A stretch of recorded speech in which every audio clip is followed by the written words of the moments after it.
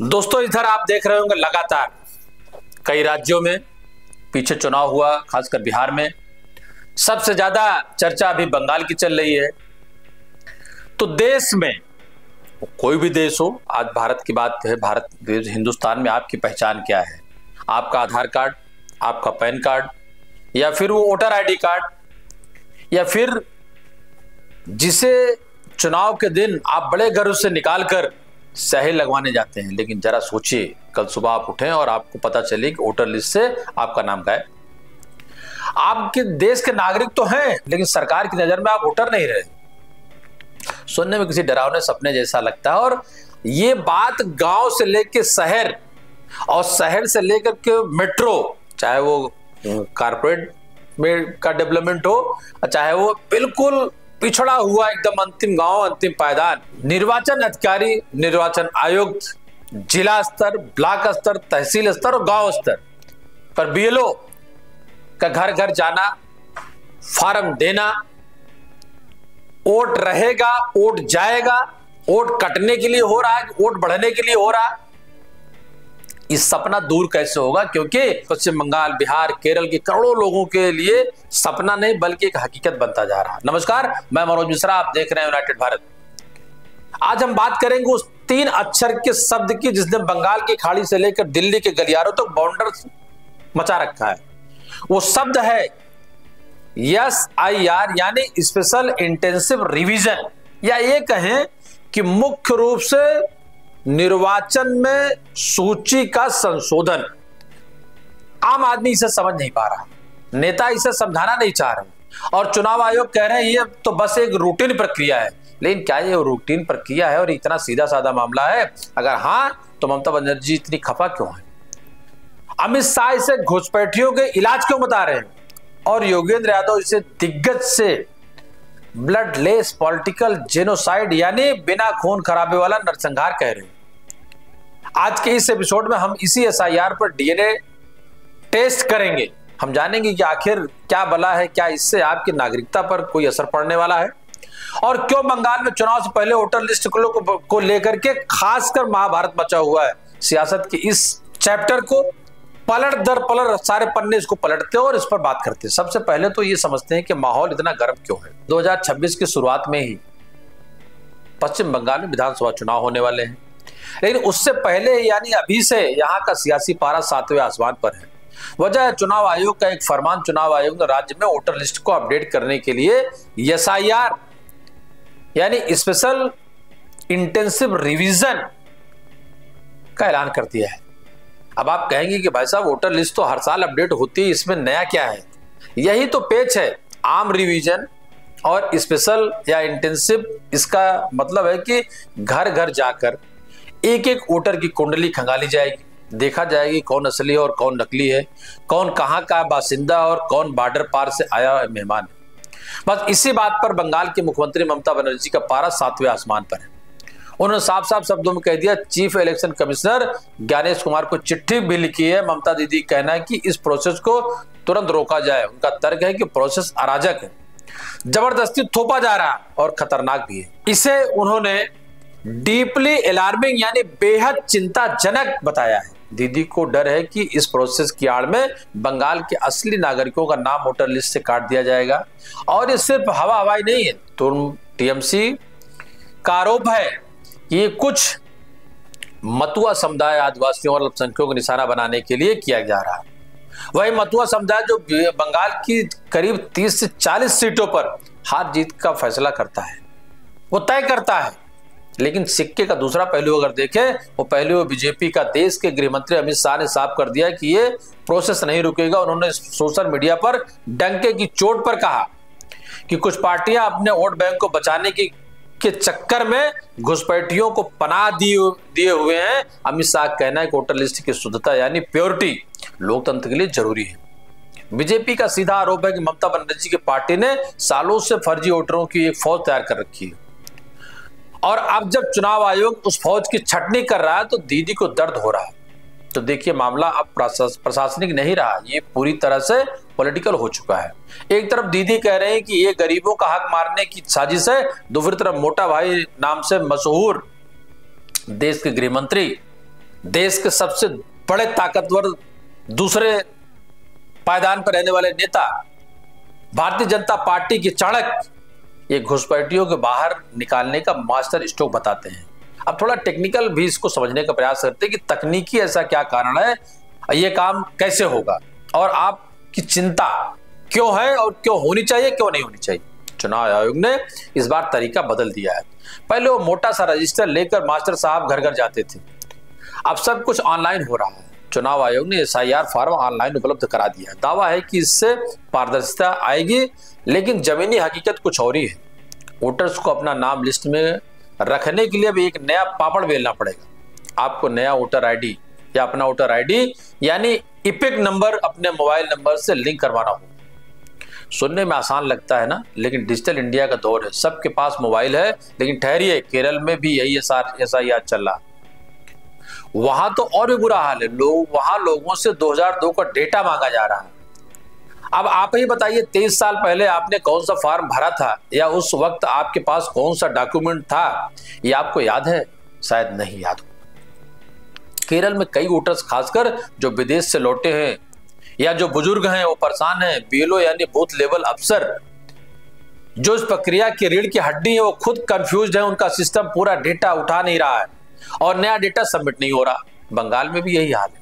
Online form भरने को आप अगर वोटर ECI-government.in पर जाएं, या अगर वहां जाते हैं, वहां अपना मोबाइल नंबर डालो, OTP का इंतजार करो, फिर अपना वोटर ID लिंक करो। अगर लिंक नहीं तो पहले फॉर्म 8 भरकर उसे लिंक करो, फिर SIR का फॉर्म भरो और अंत में आधार बेस्ट साइन करो। अब जरा उस गरीब आदमी के बारे में सोचिए जो सुंदर बन के किसी गांव में रहता है, या उत्तर बंगाल की चाय बागानों में काम करने वाला वो मजदूर जिसे अपना नाम लिखना भी नहीं आता। क्या वो ये ऑनलाइन फॉर्म भर पाएगा? क्या उसके पास स्मार्टफोन है? क्या उसके पास इंटरनेट है? और अगर यही है तो क्या उसका नाम वोटर लिस्ट से नहीं है तो क्या उसका नाम वोटर लिस्ट से काट दिया जाएगा? मित्रों, यही तो सवाल है योगेंद्र यादव और पराग प्रभाकर जैसे बुद्धिजीवी उठा रहे हैं। हाल ही में कोलकाता प्रेस क्लब में एक कार्यक्रम हुआ, मुद्दा था SIR सार्वभौमिक मताधिकार के लिए चुनौती। वह मशहूर अर्थशास्त्री और राजनीतिक टिप्पणीकार पराग प्रभाकर ने जो कहा वो रोंगटे खड़े करने वाला है। उन्होंने इस SIR प्रक्रिया को ब्लडलेस पॉलिटिकल जेनोसाइड कहा, यानी बिना खून बहाए किया गया नरसंहार। नरसंहार में लोगों को मार दिया जाता है, वहां लोगों को मारा नहीं जा रहा, लेकिन नागरिक के तौर पर उनके वजूद को ही खत्म करने का प्रयास हो रहा। प्रभाकर का कहना है कि अगर किसी को वोट देने का अधिकार छीन लिया जाए तो अपने ही देश में दूसरे दर्जे का नागरिक बनकर रह जाता है। उनका तर्क है कि SIR दरअसल गरीबों, अनपढ़ों, अल्पसंख्यकों और जंगल में रहने वाले लोगों को सिस्टम से बाहर करने की साजिश है।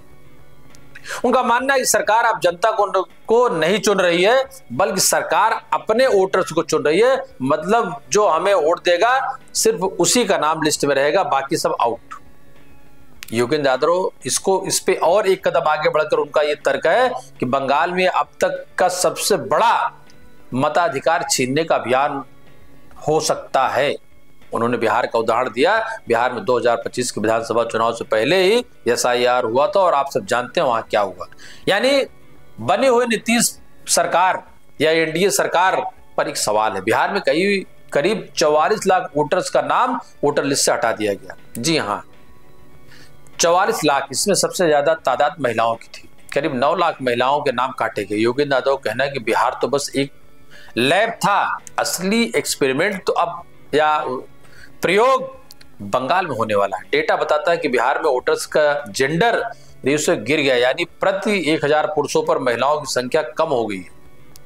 जिस देश में हम नारी शक्ति बंधन की बात करते हैं, वहां वोटर लिस्ट से महिलाओं का गायब होना ये क्या इशारा करता है?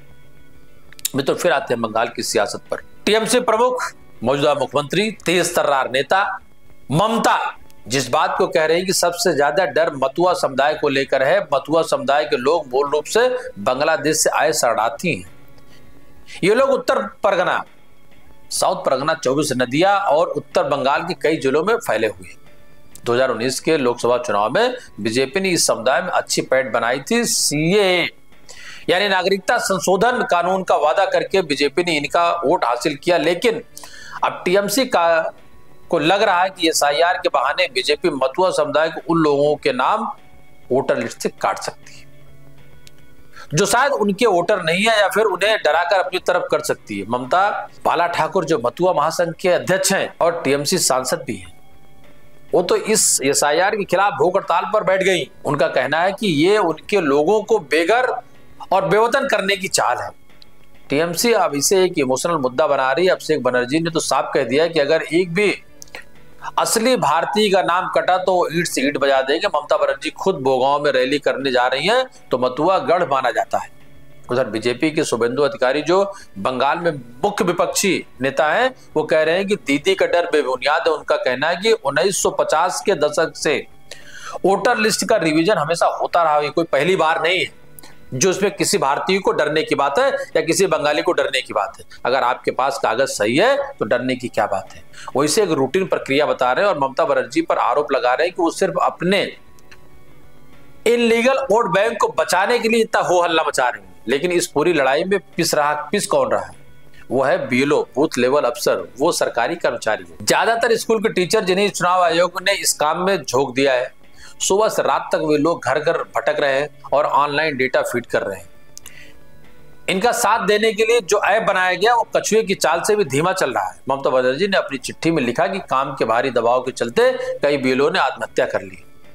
जलपाईगुड़ी और नदिया जिले से ऐसी खबरें आई जहां सोचकर भी डर लगता है। सोचिए, एक सरकारी मास्टर जिसका काम बच्चों को पढ़ाना है, वो ऐप के ना चलने और ऊपर अधिकारियों को डांट सुनने के तनाव अपनी जान दे रहा है।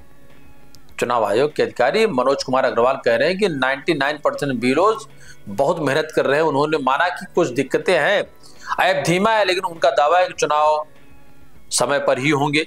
लेकिन जमीनी हकीकत यह है कि बीएलओज पर दोहरी मार पड़ रही है। एक तरफ चुनाव आयोग का डाटा कि डेटा जल्दी ले आओ, दूसरी तरफ गांव वालों को गुस्सा। जब बीएलओ किसी से पुराना कागज मांगता तो लोग उसे शक की नजर से देखने लगते हैं। भाई वो भी वही क्षेत्र का, उसी गांव का, अमूमन सब एक दूसरे के जानने वाले लोग होते हैं, ये कोई बाहर से नहीं आते। और ये मान लिया लोगों ने कि हमारा नाम काटने आया वोटर लिस्ट से। कई जगहों पर तो बीएलओज को के गुस्से को शिकार भी, बीएलओज को उन लोगों के गुस्सों का शिकार भी होना पड़ा है। अब स्वाभाविक सवाल है तो उठता है कि क्या वाकई एसआईआर से चुनाव के नतीजों पर कोई फर्क पड़ेगा या कोई फर्क पड़ता है? बिहार के आंकड़े कुछ और ही कहानी बताते हैं। हमने बिहार का डेटा विश्लेषण किया। मित्रों, वहां एसआईआर के बाद करीब 44 लाख वोटर कम हुए। विपक्ष यानी महागठबंधन ने आरोप लगाया कि ये वोट वही चोरी वाले वोट हैं। उनका कहना था कि बीजेपी ने चुन कर उन वोटर्स के नाम कटवा दिए हैं, लेकिन जब नतीजे या उसका विश्लेषण किया गया तो पता चला कि जिन सीटों पर सबसे ज्यादा नाम कटे थे, जरूरी नहीं कि वहां बीजेपी का ही फायदा हुआ हो। डेटे का क्लैरिफिकेशन बहुत कमजोर था, मतलब नाम कटने और बीजेपी की जीत के बीच कोई सीधा संबंध साबित नहीं हो सका। लेकिन इसका मतलब यह नहीं कि ये सब कुछ ठीक है। अगर एक भी वैध वोटर का नाम साजिश के तहत या गलती से भी कटता है तो ये लोकतंत्र की हत्या है। बिहार में महिलाओं के नाम कटना एक बड़ा रेड फ्लैग है। अगर बंगाल में भी ऐसा हुआ तो ये एक बहुत बड़ी त्रासदी होगी। अब बात करते हैं कि अगर आप बंगाल, केरल या किसी भी ऐसे राज्य में हैं जहां ये रिवीजन चल रहा हो तो आपको क्या करना चाहिए? सबसे पहले तो घबराइए मत, लेकिन सतर्क जरूर रहिए। चुनाव आयोग की वेबसाइट voters.eci.gov.in पर जाकर चेक करें कि आपका लिस्ट में नाम है या नहीं। अपना मोबाइल नंबर और वोटर आईडी लिंक करवाएं। अगर खुद नहीं कर सकते तो किसी जनसेवा केंद्र की मदद लें। अपने इलाके के बूथ लेवल अफसर का नंबर पता करें, उनसे पूछें कि क्या आपके नाम के आगे कोई फ्लैग या निशान तो नहीं लगा है। अपना आधार कार्ड, पुराना वोटर आईडी, राशन कार्ड, जो भी सबूत हो कि आप यहीं के हैं, उसे संभाल कर रखें। याद रखिए, जब सिस्टम जटिल हो जाता है तो सबसे ज्यादा नुकसान उसी का होता है जो सबसे कमजोर होता है। अंत में सवाल फिर वही घूम कर आता है, मंशा का या इरादे का। क्या सरकार और चुनाव आयोग की मंशा वाकई सिर्फ लिस्ट को शुद्ध करनी है या उसका शुद्धिकरण करना है, या फिर जैसा विपक्ष का आरोप लगा रहा है कि एनआरसी और सीए के बदले के पिछले दरवाजे से लागू करने की ये कोशिश है। ओम प्रकाश मिश्रा जैसे एक्टिविस्ट इसे इंस्ट्रूमेंट ऑफ कंट्रोल यानी जनता पर काबू पाने का हथियार कह रहे हैं। उनका मानना है कि ये प्रक्रिया नागरिकों में डर पैदा कर रही है और डरा हुआ नागरिक सवाल नहीं पूछता, वो बस अपनी नागरिकता बचाने की भीख मांगता है। पश्चिम बंगाल का चुनाव सिर्फ एक राज्य का चुनाव नहीं है, ये बीजेपी और टीएमसी के बीच एक नाक की लड़ाई है। 2020 के चुनाव में आपने देखा होगा, बीजेपी के लिए बंगाल को आखिरी किला है जिसे फतह करना चाहती है और ममता बनर्जी के लिए अस्तित्व की लड़ाई है। इस लड़ाई में ये SIR वो ब्रह्मास्त्र तो नहीं जिसे दोनों तरफ से इस्तेमाल किया जा रहा है कि एक इसे ढाल बता रहा है, दूसरा उसे तलवार। लेकिन इस ढाल और तलवार की खनखनाहट और इस आम आदमी के बीच में जो उसकी आवाज दब रही है, जो सिर्फ चाहता है कि उसे अपने देश में अपने घर में चैन से रहने दिया जाए। आप इस SIR प्रोसेस को कैसे करते हैं या कैसे देखते हैं, या आपको क्या लगता है घुसपैठ रोकने के लिए जरूरी है, या फिर आपको लगता है कि आम नागरिकों को परेशान करने के नया फरमान जो चुनाव आयोग ने घोषित कर दिया है? यह सरकारी परपंच अपनी राय कमेंट बॉक्स में जरूर दें, क्योंकि लोकतंत्र में सबसे बड़ी ताकत आपकी उंगली में है और उंगली सुरक्षित है या नहीं ये डिसाइड करेगा ये SIR और चुनाव आयोग। जो उंगली वोट देती है, सरकारें बदलती है, संविधान बनाती है और सरकारों के अच्छे बुरे पर सवाल उठाती है, वो बचेगी या रहेगी? कम से कम मित्रों, मैं फिर कहना चाहूंगा, यूनाइटेड भारत के इस एपिसोड को देख करके आप जागरूक हो जाएं, BLO से मिलें, SIR की प्रक्रिया को पूरा करें, और मुझे लगता है अगर आप जागरूक होंगे तो आपका वोट जरूर बचेगा। नमस्कार, धन्यवाद।